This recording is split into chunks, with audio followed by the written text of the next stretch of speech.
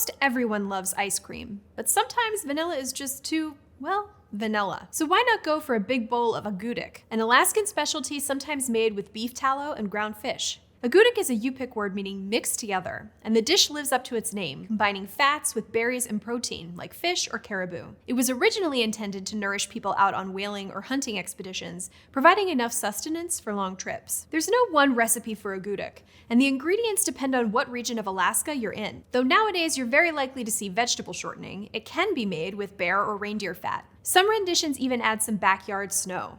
At one agoutic cooking competition in 1842, entrants encouraged to be creative supposedly threw in beaver meat and bird eggs. Agoutic may not be one of Baskin-Robbins' 31 flavors, but that's what great regional food does. Surprise you. I'm Erin McCarthy, and agoutic is just one of 50 regional food items, one from each state, that we'll be profiling on this episode of The List Show.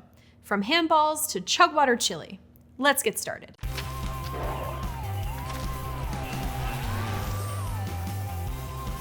You're probably familiar with the 1991 film Fried Green Tomatoes, starring Kathy Bates and Jessica Tandy as Southern women who use their grit and grits to make it through life's challenges in Alabama. In the decades since the movie was released, people have come to associate the title recipe with the South, and plenty of places in Alabama do serve up deep-fried green tomatoes, which are usually just regular red tomatoes that haven't fully ripened. But the dish didn't necessarily originate there. In fact, fried green tomatoes first surfaced in cookbooks published in the Northeast and Midwest in the late 1800s, including the first Presbyterian cookbook out of Dayton, Ohio. It also appeared in kosher cookbooks. So how did Alabama become the FGT capital? Author Fannie Flagg, who wrote Fried Green Tomatoes, often had the dish at her aunt's cafe in Alabama as a kid and worked them into her novel. Thanks in large part to the book and subsequent movie, it's now a popular tourist order.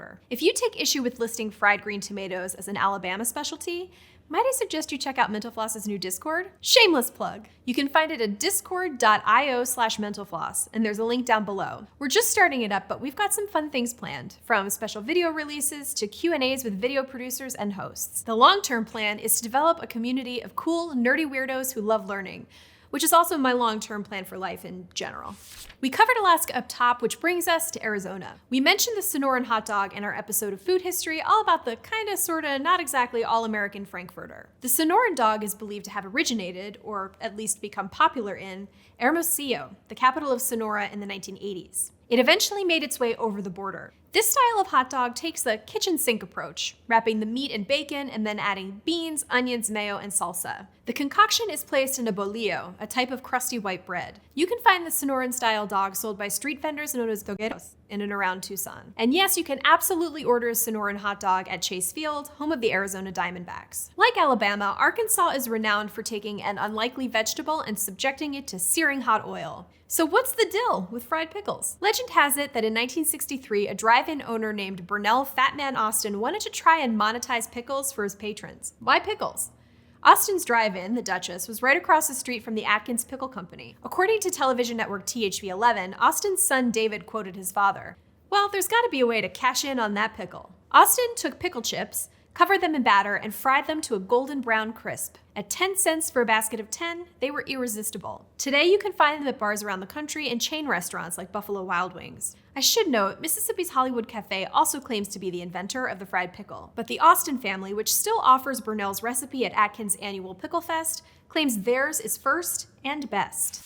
Said to have originated with the Sushi-Rito restaurant and owner Peter Yen, the Sushi-Rito looks like someone took a sushi roll and kept hitting the zoom button. Conventional sushi ingredients like tuna, rice, and seaweed are combined with guacamole or sriracha to create a border-crossing hybrid cuisine. Yen said he came up with the idea after being bored with conventional lunch choices while working in downtown San Francisco. He wanted to combine the fast, casual convenience of a burrito place with the freshness of sushi. With his business partner Ty Mahler, he opened the first Sushi-Rito joint in 2011.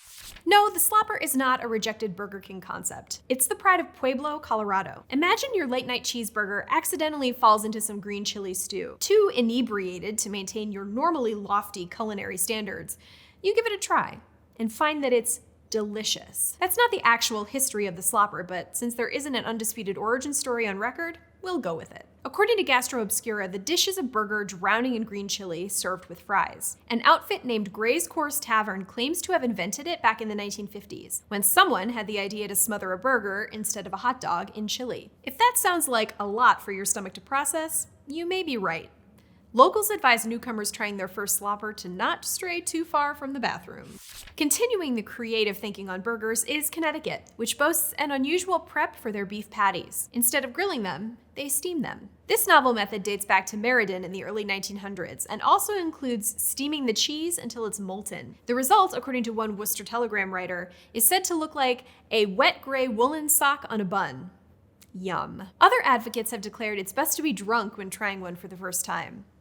Because the steam removes most of the fat from the burger, it's definitely an acquired taste, but one Connecticut is proud of. In 2018, minor league team the Hartford Yard Goats changed their name for one game to the Hartford Steam Cheeseburgers. They lost 1-3.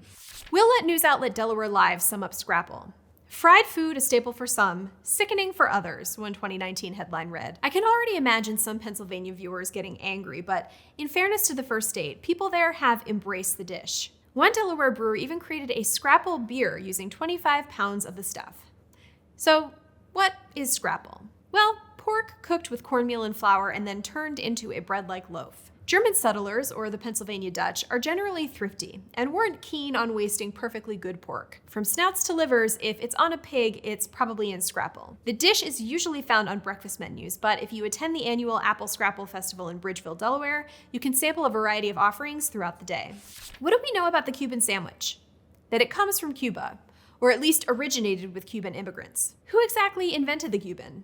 That's a topic of great debate. But the sandwich, which combines seasoned pork, sweet ham, pickles, mustard, and Swiss cheese between slices of Cuban bread, has become a source of pride for Floridians. What gives the Cuban its gastronomic power is that it's a mixto, or mixed sandwich, which combines different but complementary meats. Most likely, the sandwich came from cigar workers who emigrated from Cuba to Tampa and Key West. From the 1950s on, the sandwich evolved, with chefs sometimes adding turkey or salami and then sticking it between an iron press or plancha to give it a thin, crisp profile. And what's Cuban bread?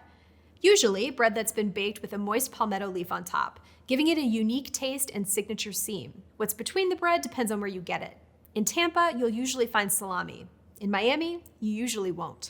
As we discussed in our video covering one misconception about each state, Georgia is not actually the top peach-producing state in the nation. Still, they grow plenty of peaches there, coming behind only California and South Carolina in annual production. All that stone fruit gave rise to the peach cobbler, a deep dish dessert loaded with fruit, sugar, and butter. The word cobbler probably came from European immigrants who had recipes for peach pie, but not necessarily all of the ingredients or equipment needed to make pie crust. Instead, they used whatever they could cobble together to make a delicious dessert. Even today, the topping you'll find on top of your cobbler varies. Other explanations say the word cobbler comes from an old word for a type of bowl, cobbler. There doesn't seem to be unanimous agreement on the etymology or on how the dish took off. A popular story says that in the 1950s, the Georgia Peach Council declared a National Peach Cobbler Day so they could move more canned peaches. It seems plausible enough, but we couldn't find any support for it in the historical record. What we can say safely is that peach cobbler tastes good. At the Peach Festival in Fort Valley, a 5-foot by 11-foot cobbler is prepared using 75 gallons of peaches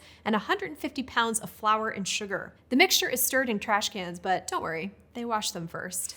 In 1949, some teen boys wandered into Lincoln's Grill in Hilo and asked the owner, Nancy Unoya, for something they could afford. She put together a burger with rice and gravy and charged the kids about 30 cents apiece. She may also have included an egg, although some sources say that only came later. Thus was born the Loco Moco, which is a bit of a curious name. While loco means crazy in Spanish, moco means snot. And again, they were teen boys. Idaho. Potatoes. There's no getting around the fact that the state loves their tubers. The proof is in one of their favorite desserts, the ice cream potato. Despite the name, you don't actually need to wolf down a starchy carb with your sundae. It's just made to look like a loaded baked potato, with whipped cream often serving as the sour cream. The base of ice cream is coated in cocoa powder to make it look like a split and unskinned potato. Sometimes green sprinkles even act as the chives. It's said to be the creation of the West Side Drive-In in Boise. But if you're disappointed, the Idaho Potato Commission does have an official recipe for actual potato ice cream. You'll need 3 small Yukon Idaho potatoes, cut into cubes and roasted, along with some heavy cream and other ingredients. Grab a blender and an ice cream maker, and pretty soon, you're done. Hey, people dip French fries in milkshakes. This is just cutting to the chase. Everyone knows Chicago is the home of the deep dish pizza, which means it's not a lot of fun for us to feature it here. If you're interested, you can check out our episode of Food History all about pizza. Instead, we're thinking you non-Illinoisans may not have heard of the horseshoe sandwich. Even though it's a prairie state favorite, this beast is Texas-sized, served open-faced with 2 slices of bread and meat buried in a pile of French fries and a house cheese sauce. Do not get blood work immediately after eating this thing. Why horseshoe?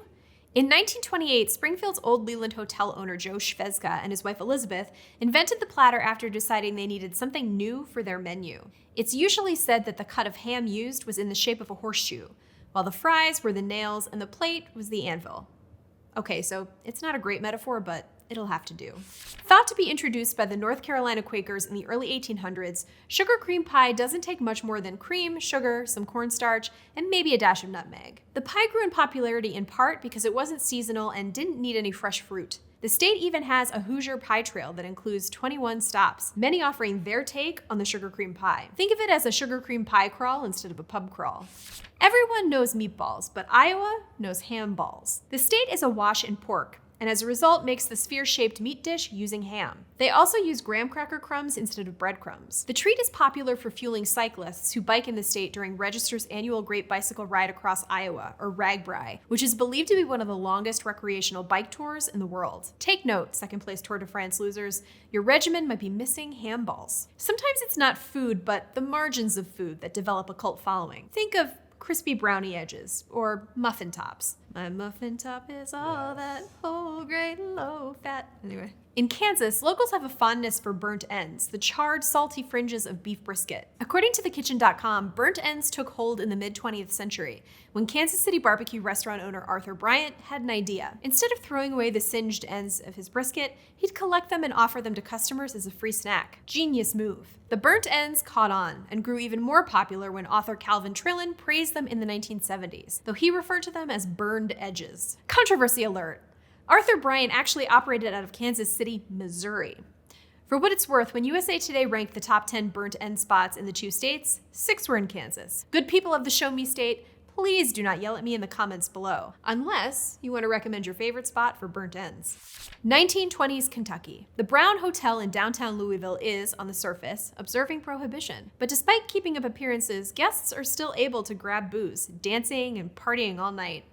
As the hotel's website says, by the wee hours of the morning, guests would grow weary of dancing and make their way to the restaurant for a bite to eat. Hotel chef Fred Schmidt had the perfect answer, the hot brown. This open-faced sandwich uses Texas toast, turkey bacon, and a signature Mornay cheese sauce. The hot brown proved so popular that the hotel tried a spin-off, the cold brown, which was served up in the summer and featured rye bread, turkey, and lettuce. It didn't make quite the same impression as its more decadent counterpart. Today, hot browns are a popular side quest for people attending the Kentucky Derby. There is no shortage of classic dishes in Louisiana, from gumbo to the po' boy to the beignet, but few foods are as intriguing as alligator. The gator's white meat, which apparently really does taste like chicken, is prepared any number of ways, from deep-fried nuggets to entire alligators roasted during tailgate parties for LSU football games. Dining out on gator is not for all palates. Several cooks serve them whole, head included, which can be disconcerting if you're not used to your food having a face. The meat generally has to be heavily marinated too, but locals swear by it. You might have expected us to launch into a discussion of lobster rolls, or, if you're from Boston, lobster rolls. While those crustaceans crush it all over New England, we're partial to the whoopie pie as a Maine original, at least one that Maine made popular. No one is exactly sure where the whoopie pie originated, with at least 3 states laying claim to the honor. In Pennsylvania, for example, the pie was said to have originated with the Amish, where workers would scream "whoopee" whenever the treat was discovered in a lunch pail. Delightful, but unverifiable. It's thought that the whoopie pie was first commercially produced in Lewiston, Maine, circa 1925. The sugar gobs are sort of like Oreos on steroids. In the classic version, chocolate cake slices are separated by creamy vanilla filling. Maine has gone so far as to name the whoopie pie the state's official treat. That's a different honor than official dessert, by the way.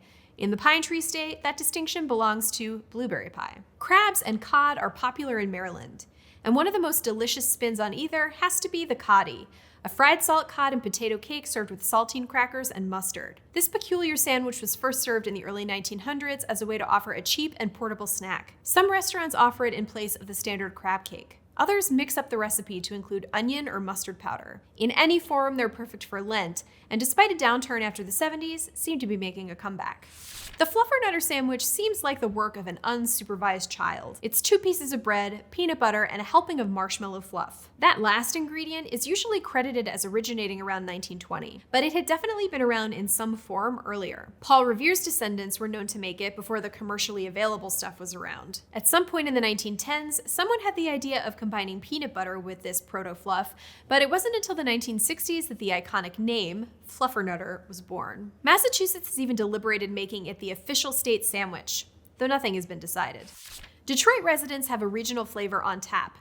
It's the Boston Cooler, made with soda and vanilla ice cream. While that may sound like a root beer float, it's not. For one thing, the cooler blends the two together, instead of letting the scoops of ice cream remain more or less intact. For another, Detroit uses a particular ginger ale, Verner's, which is a homegrown favorite. So why is it a Boston Cooler and not a Detroit Cooler? That history is a bit murky, though some people theorize that a street named Boston Boulevard in Detroit may have played a part, or its Boston Edison neighborhood. But the term Boston Cooler was in circulation before Verner's. It originally described an alcoholic beverage. Eventually, the name was applied to a range of soda shop offerings, from sarsaparilla and ginger ale to root beer and cream. The Boston Cooler of today is probably a survivor of that early 20th century soda culture. I make no secret of my love for tater tots. Compressing a hash brown into a bite-sized cylinder is one of the great gastronomic achievements, but Minnesota takes it to another level. Their tater tot hot dish is the most popular variant on the hot dish, which is something like a casserole, but isn't a casserole, as any Minnesotan will tell you. The hot dish debuted in 1930 and featured ground beef, tomato soup, and elbow macaroni, along with peas. The tomato soup was later switched out for cream of mushroom soup. It found the perfect partner in 1953, when Ore-Ida co-founder F. Nephi Grigg repurposed surplus potato slivers with flour and seasoning. Some people swapped out the pasta for a heaping portion of tots, and a beloved new carb bomb was born. Tater tot hot dish. Plenty of states are known for their famous sandwiches or desserts, but Mississippi is one of the few that can boast of a signature condiment. Comeback sauce is a catch-all dip for everything from French fries to salad to shrimp. The sauce has roots in Greek restaurants in the 1930s. The recipe is a melting pot of ingredients. Usually, you'll find ketchup, mayo, chili sauce, Worcestershire sauce, oil, lemon juice, and some seasoning. While you can find it on restaurant tables, it also comes bottled for retail sale. One food writer and chef, Robert St. John, called it the offspring of the incestuous marriage of Thousand Island dressing and remoulade sauce. We almost went with toasted ravioli for a Missouri staple, but gooey butter cake is just too intriguing to ignore. As the story goes, a German baker in 1930 St. Louis accidentally messed up the proportions of ingredients in a conventional cake recipe, winding up with a totally decadent and sticky mess with an oozing center. Whether that delightful mistake ever happened or not, the cake caught on. Most gooey butter cakes have a cookie-type bottom layer, a sticky dense center, and a crunchy crust. And it's not exactly dessert, or at least not just dessert. The cake is often served up for breakfast, like a coffee cake. Many people from outside the state take one look at the cake's somewhat undercooked appearance and think something went terribly wrong. They're missing out. Before we leave Missouri, I also have to acknowledge St. Louis pizza, which is distinguishable from other pies thanks to its ultra-thin, crispy crust and bubbling layer of gooey Provel cheese. This unique take prompts equal parts enthusiasm and apologies from locals. I'm pro-Provel. Missourians, please let me know in the comments if I've redeemed myself. In the words of KTVH anchor Andrew Curtis, huckleberries are the cornerstone of every gift shop, from Eureka to Ekalaka, which, for everyone unfamiliar with small towns in Montana, are 2 small towns in Montana. The berries flourish in the cool mountainous regions of Big Sky Country, and locals make the most of their abundant supply by producing jam, candy, and countless other delicious huckleberry treats. Chief among them is Huckleberry Pie, a must-try for any tourist. The Huckleberry Patch, a shop in Hungry Horse, Montana, less than 10 miles from Glacier National Park, serves up some especially beloved slices. During Catherine the Great's 18th century reign, she convinced some German immigrants to settle near Russia's Volga River. She wanted their Western culture to permeate her empire, but the Germans were influenced by Russian culture too, including their Hot Pockets. From the Russian pirogue came the German Baroque, ground beef sautéed with onions, cabbage, and spices, all sealed inside a pocket of yeast dough. When many Volga Germans relocated to the US the following century, they brought their birack recipes, which are still popular in the Midwest today. In Nebraska, however, the birack is known by another name, Runza. It's attributed to Sarah Sally Everett, a Volga German descendant who founded the first Runza shop in Lincoln, Nebraska in 1949. Some say she got it from the word Krautruns, reportedly an older German term for the dish. Others believe it came from Runza, a Low German term that described a round belly. Whatever the case, Everett's business, simply called Runza, grew into a restaurant chain that now has locations all over Nebraska, and even in some neighboring states. Customers can order up an original Runza or opt for one with an innovative spin, from barbecue bacon to Swiss mushroom. Please order responsibly, though. As the company's website says, the first time someone at Runza added delectable Swiss cheese and mushrooms to their Runza sandwich, we tried to stop them. That's too much flavor, we warned. It might seem unlikely that any aquatic creature would become a desert region's signature dish, but that hasn't stopped shrimp cocktail from reigning supreme over the Las Vegas appetizer scene for decades. Its popularity in Sin City can be traced back to 1959, when the Golden Gate Hotel and Casino added the dish to its menu for just 50 cents a pop. The curled crustaceans came in a tulip sundae glass and were covered in a tangy concoction that contained ketchup, Worcestershire sauce, hot sauce, and lemon. Golden Gate commemorated the sale of its 25 millionth shrimp cocktail in 1991, which is also the year it upped the price to 99 cents. While the typical shrimp cocktail will cost you more than that these days, some places still boast a bargain. Lanai Express in the Fremont Hotel and Casino has sold cups of shrimp for 99 cents since 1976. Let's hope the quality of the seafood itself has stayed just as consistent as the price. Apple cider donuts have been around since at least 1951, when the Donut Corporation of America unveiled the sweet cider donut as a new fall flavor. The ring-shaped goodie is often made from buttermilk batter that also features apple cider, cinnamon, and other autumnal spices. While you definitely don't need to be in New Hampshire to get your hands on one, the Granite State plays host to a lot of apple orchards, many of which pride themselves on the quality of their homemade and very fresh apple cider donuts. During a Harvest Day event in 2021, for example, Apple Crest Farm Orchards in Hampton Falls sold 15,000 of the seasonal treats. By my math, that means 1,000 people had a standard serving of apple cider donuts that day. Ordering a Taylor ham, egg, and cheese in South Jersey will immediately out you as an interloper. The Garden State's favorite smoked cured sandwich meat is only known as Taylor ham in North Jersey. Their neighbors to the south call it a pork roll. The distinction dates back to 1856, when Trenton businessman John Taylor started selling a spiced mystery meat he dubbed Taylor's Prepared Ham. In 1870, fellow New Jersey and George Washington Case debuted a similar product labeled pork roll. Taylor actually co-opted the term pork roll in 1906 after new regulations in the Pure Food and Drug Act determined that Taylor's Prepared Ham wasn't ham enough to be called ham. But by that point, the nickname Taylor ham had already lodged itself in North Jersey's lexicon. And there it remains to this day. Nomenclature aside, New Jerseyans are united in their love for the stuff, which falls somewhere between pepperoni and Canadian bacon on the meat spectrum. It's a staple at delis and bagel shops statewide. There are even pork roll festivals. New Jersey native Danny DeVito calls it Taylor ham, by the way. He likes it on a hard roll with mustard and lettuce, if you were wondering. Chili peppers are such an important part of New Mexican cuisine that the official state question is red or green, as in, would you prefer that dish with red or green chili? Red chilies are just green ones that were left to ripen longer on the plant, and they're generally a bit sweeter and earthier than their green counterparts. That said, the spice factor really comes down to plant variety and preparation method. It's sort of impossible to choose just one chili dish that represents New Mexico above all others. Heck, it's hard to even pick between the two options put forth by the state question. Luckily, New Mexicans have come up with a clever third option known as Christmas. Red and green chilies alongside one another in any single dish. For example, order an enchilada Christmas style and it'll come topped on half the plate with green chili sauce and the other half with red chili sauce. The list of famous New York City foods is endless. Bagels, pizza, pastrami, cheesecake. The Big Apple is no stranger to great food or to self-promotion. But take a trip upstate and you can sample Western New York's famous, or is that infamous, garbage plate. The dish originated at Nick Tahoe Hots, a Rochester restaurant founded by Greek immigrant Alex Tahoe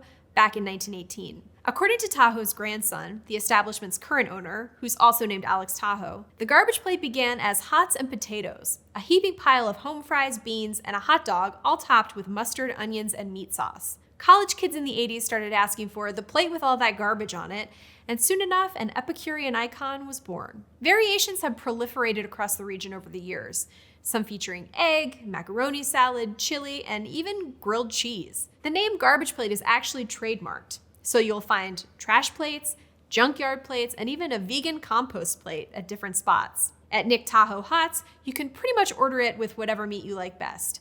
from the original hot dog to sausage, chicken, fried ham, or a hamburger. As Chuck D'Imperio, author of A Taste of Upstate New York, told the New York Times, a respectable garbage plate looks disgusting and tastes heavenly. But not even New York's garbage plate sounds as unappetizing as North Carolina's liver mush. Here's how reporter Adam Rue described it in an article for Eater. Liver mush is a loaf of pork liver and meat scraps bound with cornmeal. The chilled mixture sets before it is sliced and fried. Flavored with sage and black pepper, it tastes almost like a softer, richer sausage patty. That sounds pretty tasty, though I still think it could benefit from a more palatable name than liver mush. Drop your suggestions in the comments below.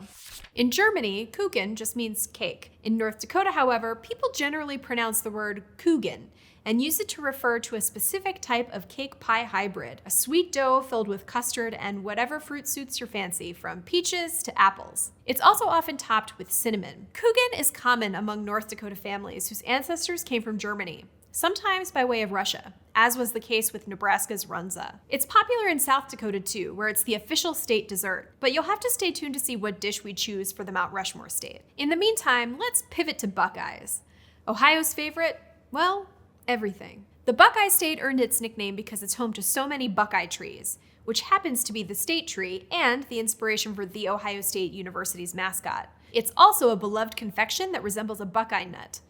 Brown on the outside with one tan spot that makes it look like a buck's eye. Debatable, but whatever. Journalist Gail Tabor claimed to have invented Buckeye candy in 1964.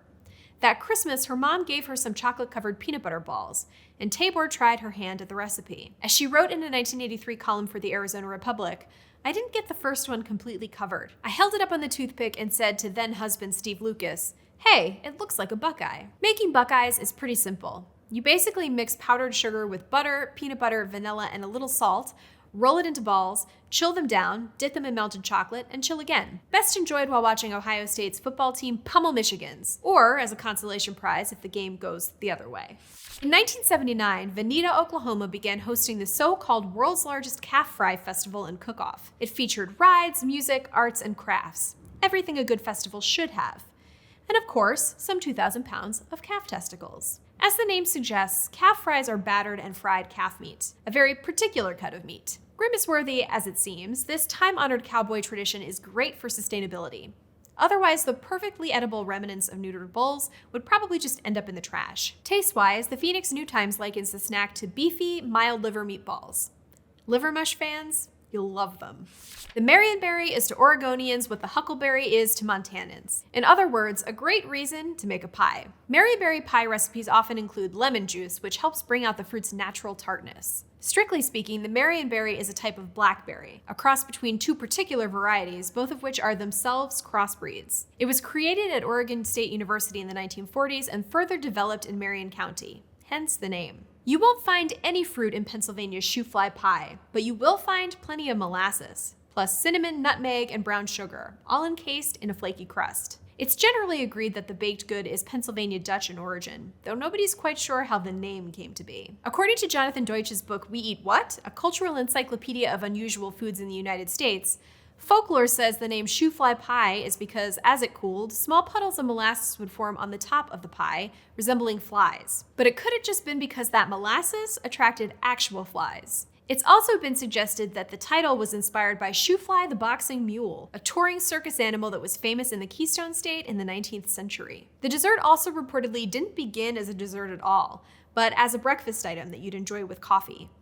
Take this as permission to eat pie at 7 a.m., shoofly or otherwise. If you're hoping to make a slightly seafood-averse friend fall in love with clams, Rhode Island stuffies are the way to go. It's short for stuffed clams, so you can probably guess where this is going. First, you get yourself a bunch of large quahog clams and chop them up. Then you cook the meat with a bunch of mix-ins, which usually includes breadcrumbs, butter, onion, celery, bell pepper, maybe some sausage or bacon, a little Worcestershire sauce, and paprika, and so on. Spoon the concoction back into the shells, bake, and serve. Even the biggest bivalve hater at the table will be clamoring for more. I'm not a proud woman. The Gullah Geechee people of the Atlantic Coast Sea Islands descend from Africans who were once enslaved there. As the Gullah Geechee Cultural Heritage Corridor Commission explains, the nature of their enslavement on isolated island and coastal plantations created a unique culture with deep African retentions that are clearly visible in the Gullah Geechee people's distinctive arts, crafts, foodways, music, and language. Because of the expertise of enslaved West Africans, rice became a key crop and pivotal ingredient in the region. One dish still embraced throughout South Carolina's Lowcountry today is red rice, sometimes called Charleston red rice. Similar to jollof rice and jambalaya, red rice features long-grain white rice, tomatoes, onions, bell peppers, and an array of seasonings. It also typically includes beef or pork sausage. Gullah Geechee home cooking author Emily Meggitt describes it as a beautiful, earthy one-pot rice dish that borrows from the traditions of my African ancestors. No trip to South Dakota is complete without chislic. Well, unless you're a vegetarian. Chislic is, in 2 words, cubed meat, often fried mutton or lamb served on a skewer, but there are plenty of variations when it comes to cooking style, serving style, and type of meat. John Holwarth reportedly introduced chislic to the Midwest when he immigrated from Crimea in the 1870s. If you really want to get to the center of the chislic universe, head to the tiny town of Freeman in southeastern South Dakota, the so-called chislic capital of America. Unsurprisingly, they have a chislic festival every summer. The apple stack cake has long been a popular dessert for holidays and other special occasions throughout Appalachia. Though its origins are unclear, the reason for its early popularity is easier to discern. In his book Appalachian Home Cooking, Mark F. Sohn explains that the key ingredients were a combination of homegrown farm products, apples, lard, sorghum, buttermilk, and eggs, and other easily attainable staples like flour and baking soda. The cake layers were sort of a cross between a cookie and a pancake. For the filling, bakers came up with a spiced concoction that seemed to contain whatever apple items they had on hand, from apple butter or apple sauce to dried apples mixed with apple cider. You're supposed to let the cake rest for at least a day before eating it, so the filling has time to seep into the cake. I would have trouble with that. Nobody knows for sure whom to credit with the invention of Frito pie, originally a dynamite fusion of chili cheese and Fritos, among other ingredients, baked in layers. But people were definitely eating some version of the dish in the 1940s, and by the 1950s, it had landed in the Texas school lunch circuit. The Lone Star State may deserve credit for divorcing Frito pie from the confines of the casserole dish. That happened in the 1960s, after Frito-Lay ditched paper bags in favor of cellophane ones, which would hold up well if you, say, slit the bag open and poured a bunch of chili and cheese on top of the Fritos. The portable snack became a mainstay of football concession stands across Texas and eventually beyond. It's all that and, I regret to add, a bag of chips. Devout Mormons aren't supposed to have alcohol, coffee, or sex outside of marriage. But they can have something that might be better than all 3. Funeral potatoes, the ultimate comfort food and an absolute disaster for dairy-free folks. In addition to cubed or shredded potatoes, typical recipes also call for butter, sour cream, various cheeses, condensed cream of chicken soup, and onion, all piled in a casserole dish and topped with cornflakes. Funeral potatoes aren't just served at funerals or Mormon functions. In fact, the dish is so quintessentially Utah that when the Winter Olympics were held in Salt Lake City in 2002, one of the collectible pins depicted a casserole dish full of funeral potatoes. Vermont's favorite wintry delicacy features just 2 ingredients, both of which the state has in spades: maple syrup and snow. All you have to do is heat the syrup to a certain temperature and pour it on fresh snow, which will quickly thicken the syrup to a taffy-like consistency. You can then roll it up on the end of a fork or spoon and enjoy. This aptly named sugar on snow is a more socially acceptable way to ingest maple syrup than drinking it straight from the jug. The provenance of Brunswick stew has been hotly debated. Brunswick, Georgia, and Brunswick County, Virginia are the 2 leading Brunswicks to lay claim to the savory mixture, which typically contains tomatoes, corn, and meat. In the 19th century, that meat was often squirrel or other small game, but chicken and pork are the go-to proteins in many modern recipes. Virginians credit the dish to James Matthews, a cook who purportedly first made the stew with squirrels during a 1928 hunting excursion with Dr. Creed Haskins and company. Though historical evidence for this origin story is scant, references to Brunswick stew definitely predate 1898, which is when some Georgians allege the stew was first cooked up on St. Simon's Island. In the early 20th century, 2 Armenian immigrants, Armen Tertsagian and Mark Balaban, bought an apple orchard in Washington state. The pair was always developing new uses for Liberty Orchard's fruit surplus.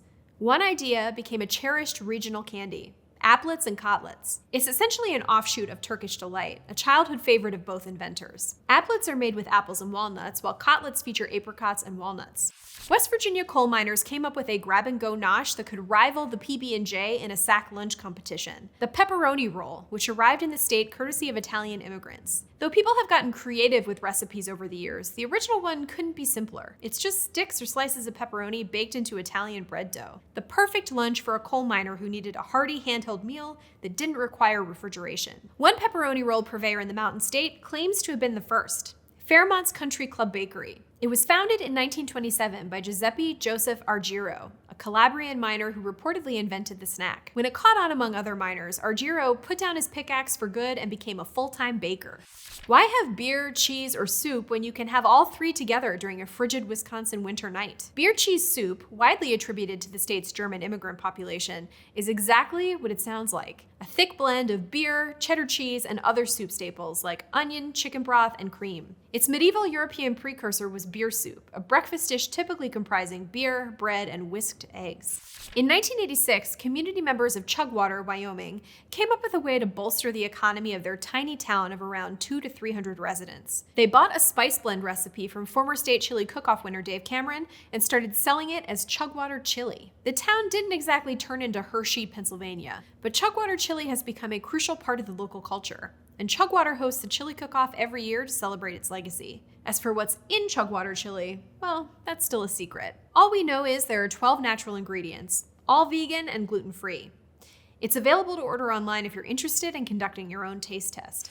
Don't worry, DC, we didn't forget you. To pass as a local in our nation's capital, dip whatever you're eating, wings, fries, egg rolls, sandwiches, in mambo sauce. Mambo sauce. The condiment, known by both names, is a marriage of sorts between sweet and sour sauce and barbecue sauce. So it makes sense, as Tommy Werner writes for Epicurious, that it's as essential as napkins and to-go boxes at many of DC's carry-out Chinese and soul food restaurants. Though some people believe mumbo sauce originated in the district, Chicago is actually more widely recognized as the birthplace. R.G. B. Collins started offering what he called mumbo sauce at his barbecue restaurant in the 1950s, and sauce distributors Select Brands trademarked the phrase that same decade.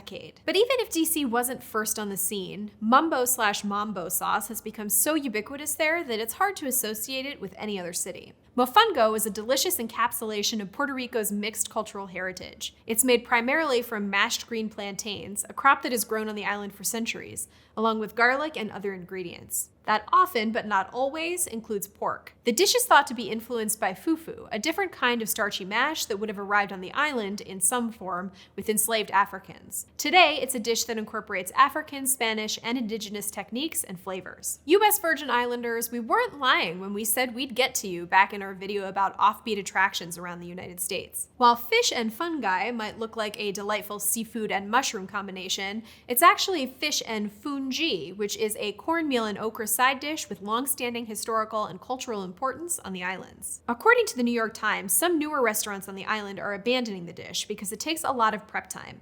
But you can still find it in some restaurants and in many homes. Jumping oceans, palusami is popular throughout Polynesia in various forms, but is often associated with the Samoan Islands. It's been described as a sexier creamed spinach, which is absolutely a way you can describe food. In its most basic form, it's taro leaves filled with coconut cream and onions, then baked. And though the Northern Mariana Islands and Guam are politically distinct entities, both are home to kelaguen, a chamorro dish believed to come from Filipino settlers. Some versions are similar to ceviche, using the acid of citrus juice to cook seafood. Others involve grilling chicken and then using citrus just for its flavor.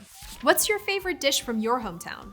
Drop it in the comments below, especially if you're watching from outside the United States. Thanks for watching. We'll see you next time.